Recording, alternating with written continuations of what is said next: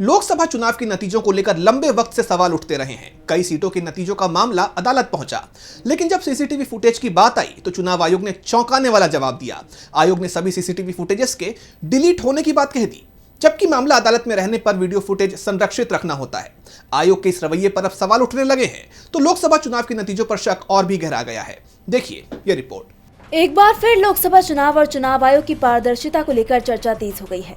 चुनाव आयोग ने दिल्ली हाई कोर्ट को बताया है कि लोकसभा चुनाव से जुड़े मतदान केंद्रों के सभी सीसीटीवी फुटेज और उससे जुड़ी तमाम सामग्री को नियमों के मुताबिक नष्ट कर दिया गया है।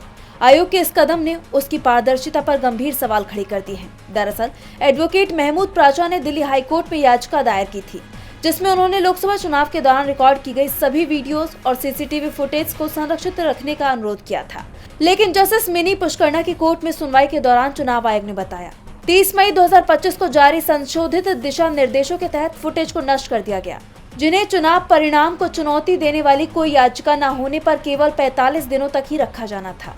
आयोग ने तर्क दिया कि इसका मकसद चुनावी प्रक्रिया में शामिल न होने वाले लोगों का सोशल मीडिया पर मतदान संबंधी विजुअल्स के दुरुपयोग को रोकना था।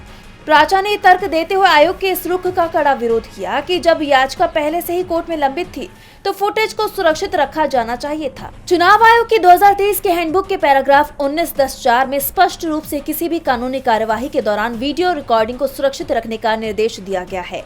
अब सवाल उठता है कि भले ही 45 दिनों वाला नियम अमल में लाया गया, लेकिन जब मामला कोर्ट में है तो वीडियो रिकॉर्डिंग को सुरक्षित रखने का भी निर्देश है, लेकिन इसके बावजूद आयोग का वीडियो डिलीट कर देना कहीं न कहीं उसकी मंशा पर शक पैदा करता है, तो साथ ही उसके गैर जिम्मेदाराना रवैये को दर्शाता है।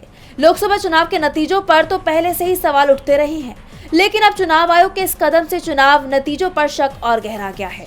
डीबी लाइव की रिपोर्ट।